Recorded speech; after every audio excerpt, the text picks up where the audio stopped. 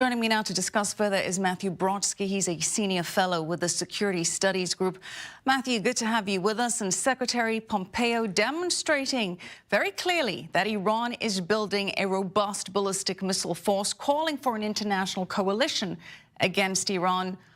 Are there signs, in your opinion, that he may get some cooperation?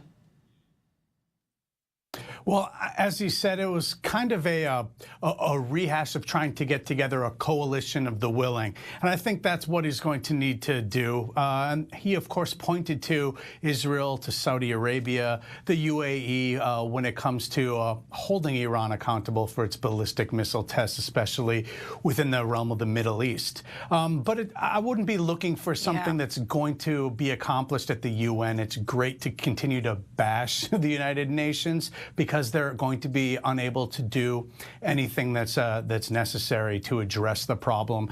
The previous resolution, 2231, really just made ballistic missiles that much more easy for Iran to make progress, as opposed to actually tightening restrictions. Yeah, that is certainly the argument being made by Israel and the Trump administration. But Matthew, how can the Europeans justify staying in this deal when a German report has shown that Iran is violating the UN agreement by testing missiles now capable of reaching Europe? And there have been foiled Iranian assassination attempts on European soil in France and in Denmark. And then, of course, Iran's destabilizing activities in the region, which lead to a flux of refugees on Europe's borders. So things are hitting closer to home. What is keeping Europe from taking tougher action here? Look, Iran has been in a slow-motion suicide trajectory for decades. As you point out, its immigration policy is one part of the terrorist attacks that were foiled with Israel's helps.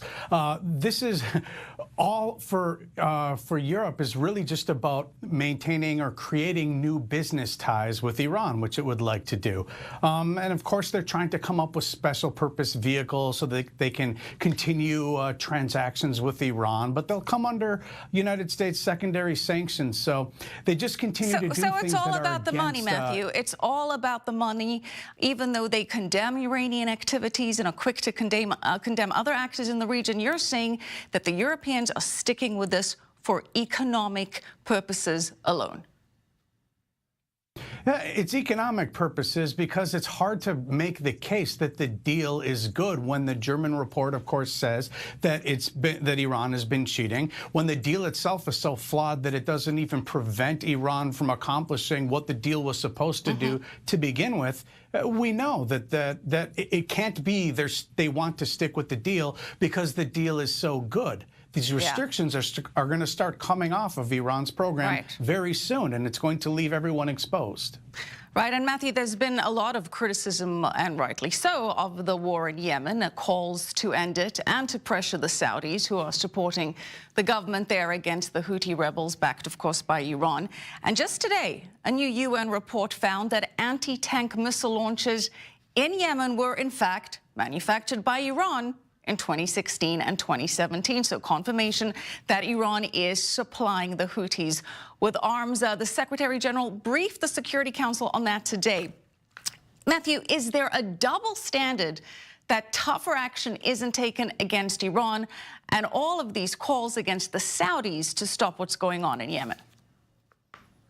Yeah, there absolutely is. I mean, the fact is, these are the type of anti-tank weapons that Israel has seen in southern Lebanon. We know that this is the type of weapon system that Iran likes to proliferate to its friends around the region.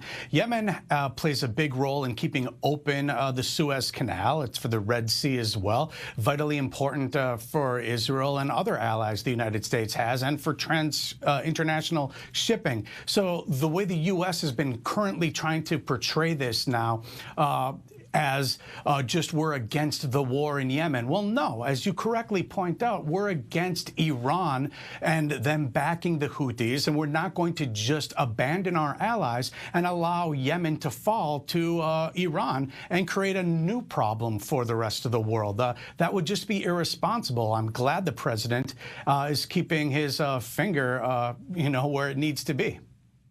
Matthew, very quickly, what impact are we seeing from the U.S. sanctions so far on Iran? Well, we've still unfortunately seen that Iran is still prioritizing its foreign adventures and terrorism more than the people at home, unfortunately. But the sanctions are beginning to take a stronger bite, and they will continue to as time continues to go on. Yeah, let's hope so. About a month in effect now, and of course the U.S. does have some restrictions, or rather accommodations on the oil sanctions. For now, they've let some countries maintain their imports from Iran, though at a reduced rate, and that's up for review over the next 5 months now. Matthew, good to have you with us. Matthew Brodsky, thanks for your time.